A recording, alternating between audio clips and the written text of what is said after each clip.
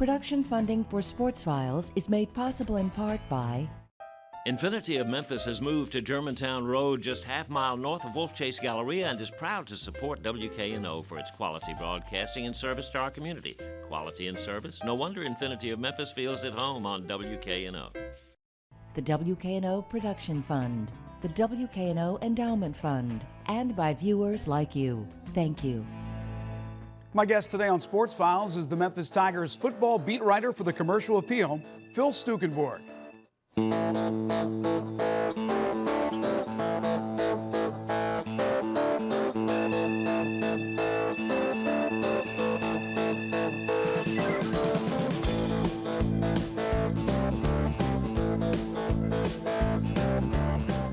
Just 1 year removed from a 3-win season, the 9-3 University of Memphis Tigers football team is co-champion of the American Athletic Conference and is headed to the Miami Beach Bowl, where they will play BYU on December 22nd.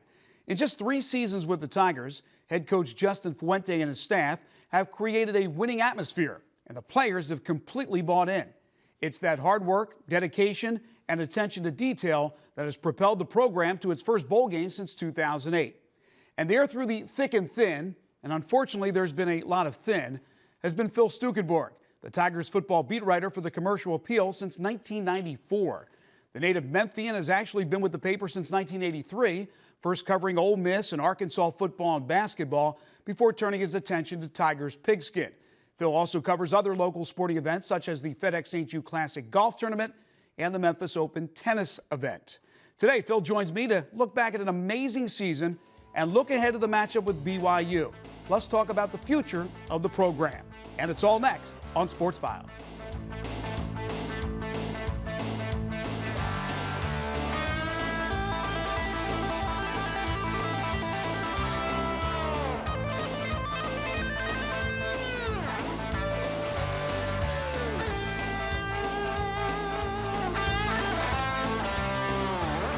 Well, Phil, thanks so much for being with us.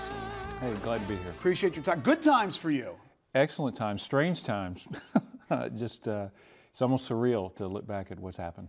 How did it happen? How did they go from 3 wins a year ago to 9 wins, co-champions of the American, and playing in a bowl game against BYU? How did it all happen in the course of a year? You know, you can look at and come up with 10 different reasons, but really it comes down to leadership. You know, you have some of the same players. If you look at the players who won, who were named to the all-conference team, most of them were recruited by the previous staff. And he took these players and molded them into a championship squad.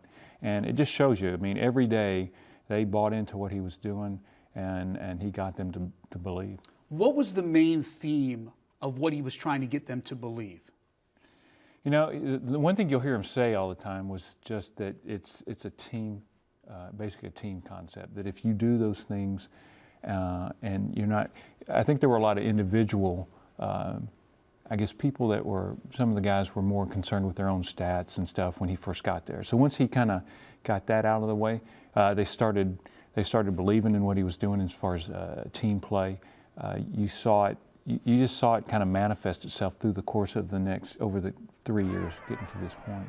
You cover them on a daily basis. Do you believe in your heart of hearts that they felt they could be this good this season? No, I think they knew they were going to be good enough to get to a bowl. I mean, you'd seen the development of like Paxton Lynch. You'd seen the defense just be consistently good under Barry Odom. So those were in place. The schedule itself, as we talked about, I think on this show, had gotten the second half of it was one where they could probably get some wins. They didn't have to play Central Florida. They didn't have to play East Carolina. So it kind of set up for them to get close to 6-7 wins. And then all of a sudden, Paxton Lynch started playing like the quarterback that I think Justin thought he could be. Last year, there was the controversy when Paxton struggled. Justin threw him out there. That was his guy. Some people wanted Jacob Karam to get in there. Now you look back at it, I'm sure some of those people don't want to question Justin anymore about his workings and dealings with a quarterback. He knew what Paxton Lynch could bring to the table, and we're seeing that manifest so far, and he's just a sophomore. Yeah, it's amazing what he's done. It was hard, I think, again, Justin, being a former quarterback at Oklahoma and Murray State, he knew what he had in Paxton and was going to go ahead and take those lumps as he kind of learned some things. And then you even look at the first half and the second half of this season. It's remarkable. Paxton Lynch, the numbers as far as yardage are the same. The first 6 games, the second 6 games. But you look at the last 6, 9 touchdowns, no picks, 65% completion rate. Wow. Very few mistakes, and that earned him a spot on the all-conference team. After the run of the bowl games with Tommy West as coach, D'Angelo Williams, Danny Wimprine, then obviously they hit the skids and an all-time low under former Tiger Larry Porter, unfortunately, as their head coach. Soured a lot of people. Did you see in your dealings with fans, the Tiger football fan, the true enthusiastic Tiger football fan coming back and now is firmly aboard the bandwagon?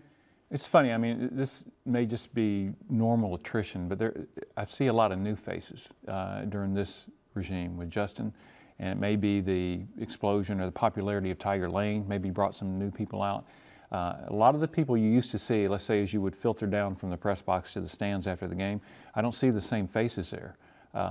But it's interesting to see. It was interesting to see the celebration. Let's say after the conference championship clinching game against UConn, it was just it was a celebration unlike anything I'd seen since maybe Tennessee game that they won back in the 90s. Wow. The people were, it was pure joy but unlike that Tennessee game, that was one night. I mean, that was one amazing, crazy night where everything went right and they beat a nationally ranked team that they shouldn't have beaten. And then went back to usual after that, right? Right, but this was the culmination of a year-long success. And the people were they didn't want to leave. I mean, they were in the stands, everyone taking selfies, with the field in the background and the fireworks going off and the in the trophy presentation on the field. So it was kind of an interesting look. Yeah, speaking of that trophy presentation, Justin Fuente was obviously very emotional. Here's a guy who was named the American Athletic Conference Coach of the Year. Mm-hmm. He's one of 8 finalists for the Eddie Robinson National Coach of the Year. That just blows your mind when you think of Saban and the big names that are on that list. With that said, we know, because Tom Bowen has said, that he's been talking with reps for Fuente since the UCLA game. He wants that coach back. He's going to obviously get a raise. He's obviously going to get more years. His name has surfaced for a couple of openings, not maybe the number one candidate, but the name has been bandied about. Any question that Justin's back, and what do you expect with the contract? I think he'll definitely be back for this year. I mean, it's as far as keeping him down the road, there's just so many variables. You don't know what job will open, what will happen here. But I think he comes back. I think he'll get a healthy raise to what I'm saying is the upper third, maybe upper half of the conference, because when he came into this season, he was probably in the lower half. So you'll see a bump up into that range. I don't think he'll reach. There's a couple of coaches now. Tuberville's making $2 million, and then Chad Morris, who came on at SMU, is probably going to pick up pretty close to the contract that June Jones had, right, which was right at $2 million. But I think he'll be right behind that. There hasn't been much attrition from this coaching staff. No. I would imagine there's a possibility there could be after the bowl game this year. Well, you got to look at it. Barry Odom every year has had people coming after him. I mean, even after that first season when they were 4-8, they had seen what he had done, turning that defense around that had been atrocious, for a few years before that. And his name, I mean, almost like Justin's, surfaced every job that opened over the last, few weeks. You saw Justin's name, in those. Right.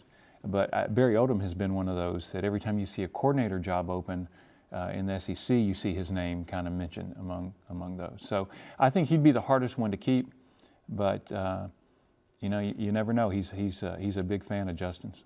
Well, the bowl game against BYU, the Miami Beach Bowl, is just around the corner. It's a week from Monday. Of course, you'll be heading down there with the team. I know that was the one bowl game that the administration, the players, the staff really focused on. There are some disappointed Tiger fans who are not going to be able to make it down to Miami, time reasons, financial reasons.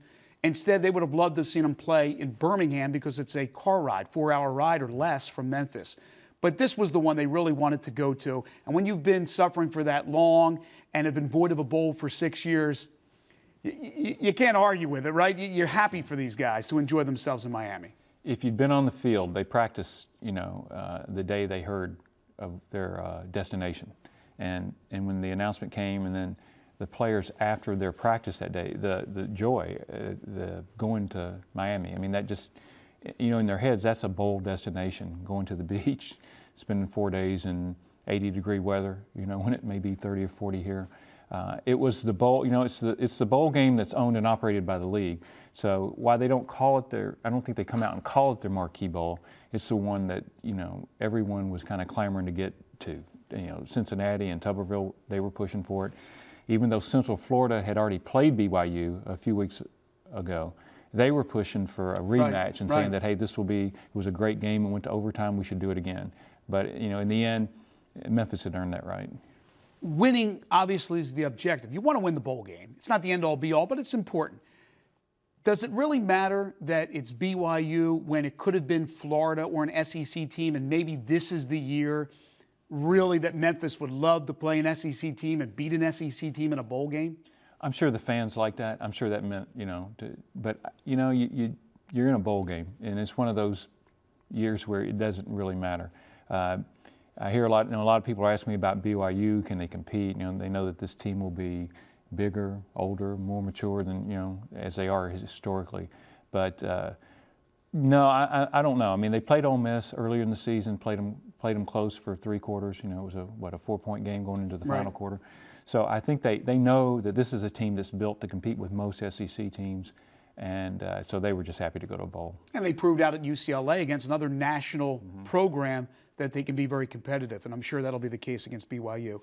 A lot of hubbub now about what's going to happen in the future. The Big 12 obviously shut out of the first ever playoff. Will they expand? We don't know. There's a lot of rumors. I know that Memphis is positioning themselves. What can you tell us and tell the fans about that in case there is expansion so that Memphis is right there and at least can present themselves a great case to the Big 12 or whoever? What you said, they're positioning themselves. I mean, you know that behind closed doors they're doing everything they can to make themselves ready. And very proactive. Very proactive. This is an administration and a president that understand what this means to get to that level. And you see it. You see it from Cincinnati too. You've seen reports coming out of there that they're doing the same thing. You also hear that Cincinnati and Memphis would be a great bridge for West Virginia. Right now, since they joined the Big 12 a few years ago, their closest league opponent is 900 miles away. Right. So it's kind of you can sell it based on that, on filling that gap with your basketball too, for both of those programs being strong. But there's going to be a lot of people kind of jumping to get in those spots if and when they open. BYU probably being one of those as well. BYU, Boise, the Florida schools. I mean, there's a lot of schools that are interested. Tom Bowen came here to resurrect his football program. He knew that it starts with football. Basketball is always going to be there, and maybe to get to a bigger and better conference that has to go through football. And obviously what's happened in a short time is pretty amazing. Do you feel that the financial commitment will be there moving forward with this autonomy and what's going on now with the Power 5 breakaway, that Memphis will be able to compete somewhat in a financial realm? If they're not in the if they're not in the Big 12, no, they've made it clear that they're gonna be there. That I guess the mantra right now is the Power 5 plus the American. Right. Do you believe that? I believe they're gonna have the money to compete with the cost of attendance stuff, whatever they have to do to be that next power conference. Do you think with all the seniors that the Tigers are losing, especially on the defensive end, they will still be as competitive next season? Well, it's going to be fun to watch them offensively. I just think they're going to be so much even better. I mean, Paxton Lynch will be a junior.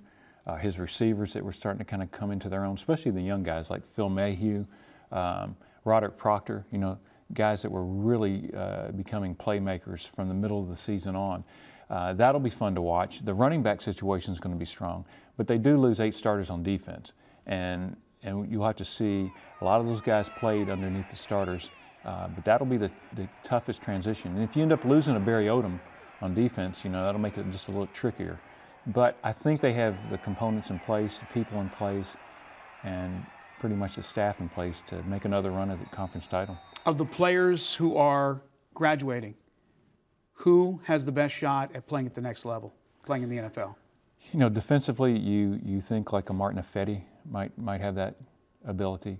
I think he's probably the best. Terry Redden, I think, has kind of played himself this year back into, like, you know, I think the eyes of the scouts. I think he's someone that commanded some double teams during the course of the year. Right. And he didn't make either the first or second team and I'll American I'll tell you this, All-Conference. Justin Fuente was that was the one thing, when I asked him about the team, the team that had been named, he said, where was Terry Redden? Right. And he said, I can't believe that. Can't have them all. Can't have them all, but I tell you what, that was a guy that he thought had a great, maybe kind of understated year.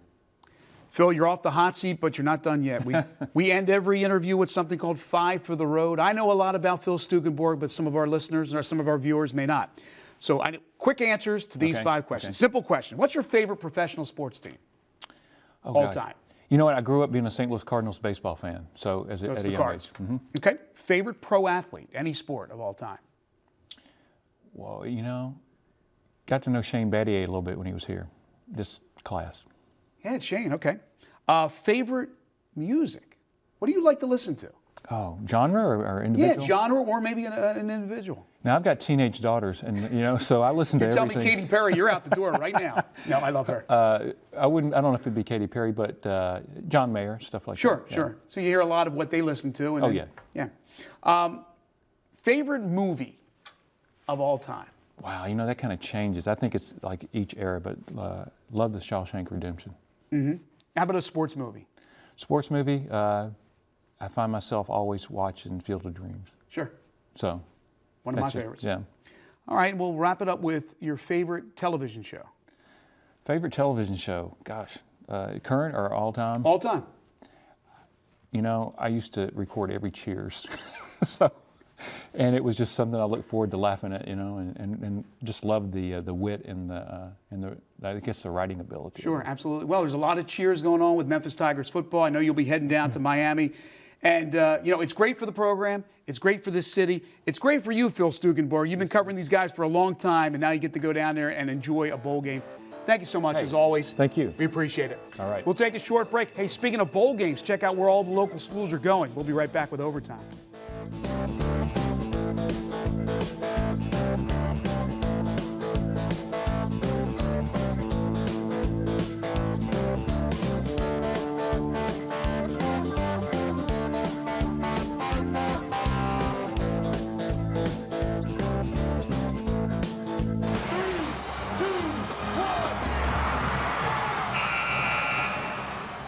Last month in Tunica, Mississippi, a top prize of $5,000 was on the line for, get this, eating Twinkies. That's right. Some of the top competitive eaters in the world gathered at Bally's Casino to see who could haul down the most of that creamery, cakery, golden goodness, better known as the famous Hostess Twinkie. Last year, the biggest name in competitive eating, Joey Chestnut, set a new world mark by consuming 121 Twinkies in 6 minutes, or a mind-boggling 1 every 3 seconds. Major League Eating, the governing body of the sport, yes, sport, conducts more than 80 events annually, including the world-famous hot dog eating contest on the 4th of July in Coney Island, New York. But for this particular day, it was all about the Twinkie. And let's just say, as great as Joey Chestnut is, there are some other incredible eaters, and they were on display.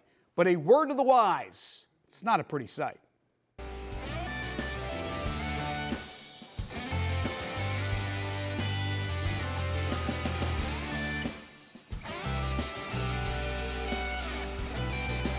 Ever since Twinkie came back, it's just been a phenomenal success story. Twinkies are an iconic part of the American snacking history of families, of individuals, and an event like this is nothing short of gastronomically phenomenal. You know, we did this last year. It was a first time to try to do an eating contest with Twinkies. We didn't know what was going to happen, and so we had a small group here in Tunica, here at Bally's, and the event went over very well, and it got picked up online. And then you started seeing other people doing eating contests all around the country. We said, you know what? This program's got some legs to it. Let's do this again this year. And sure enough, It's bigger than ever this year. I mean, ESPN's telecasting it is absolutely just fantastic. And my best friend is right here right now to come over and join us.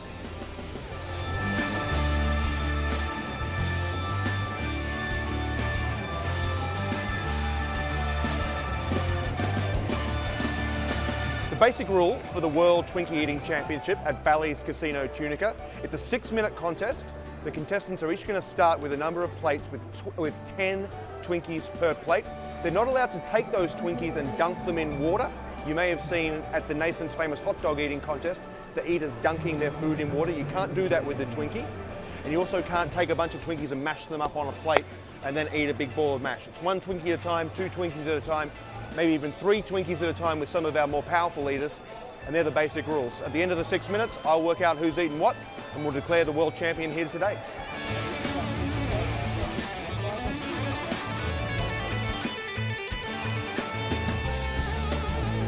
You are the reigning champion Yes, sir. in more than just Twinkies? I hold records in pretty much every good food there is, and Twinkies, it definitely fits that category, and I'm happy to hold the record 121 in 6 minutes. This year it'd be great to find my rhythm and improve on that record, and I know the competition is going to be fierce this year. So what other competitions do you hold records in? All the good food. Grilled cheese sandwiches, ribs, pizza, hot dogs, hamburgers, pierogies, hard-boiled eggs, and usually they're pretty good records. Like hard-boiled eggs is 141 in 6 minutes, pierogies is like 85, large pierogies in 8 minutes. So I can throw down with, like, if I'm in the contest, usually I'm coming out on top or close. How do you prepare? I love to eat. I love to push my body to its ridiculous limit, and it's fun. I like beating these guys next to me. There's no better feeling than eating and knowing these guys, no matter how hard they want to, they can't catch you.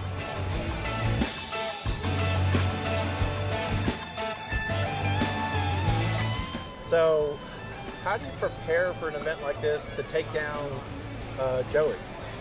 It's a lot of physical preparation. You know, I'm doing contests all year long, and each one kind of snowballs into the next one.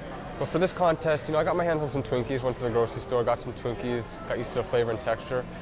But come contest day, a lot of it's mental. It's going to be who's pushing harder than the other person. Any particular strategy to take down Joey? I like to watch Joey. I like to see, plate for plate where he's going. Some people like to zone out. I like to keep my eye on the competition.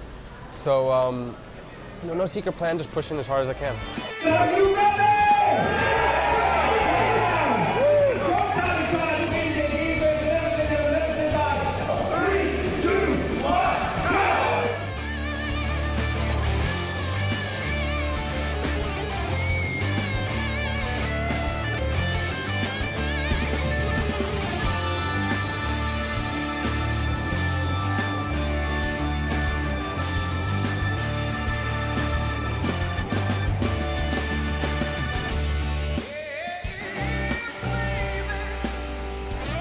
Today was a little disappointing. I was hoping I could get in there and find my rhythm, even if I was sitting down in a little bit of pain, but just didn't happen. I got beat today.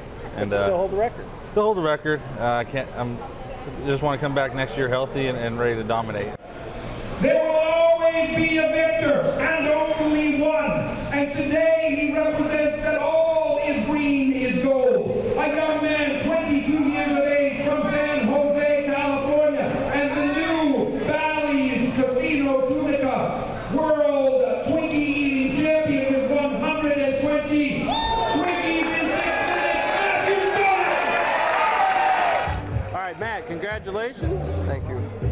So you took out the defending champ, but you didn't get his record. Yeah, it was a bummer. I wasn't counting where I was at. I was just watching Joey the whole time.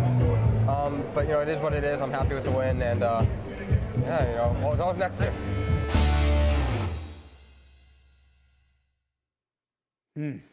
A Twinkie, anyone?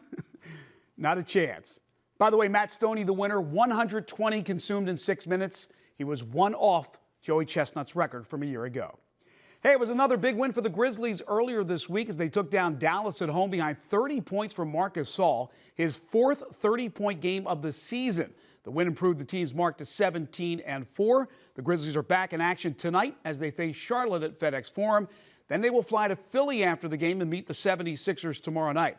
Next week, things are taken up a whole nother level as the good guys host Golden State on Tuesday and play at defending NBA champion San Antonio on Wednesday night. And the Memphis Tigers round ballers meet Oklahoma State tomorrow at 5 in a huge non-conference showdown at FedEx Forum. We will have the replay of the game for you with myself and John Albright on the call tomorrow night at 10:30 right here on WKNO. And that'll do it for now. Next week, we return to our usual day and time, Thursday at 8:30, before the airing of our Christmas show on Friday the 26th at 7:30. Until we talk to you again, have a great week, and we'll see you next time.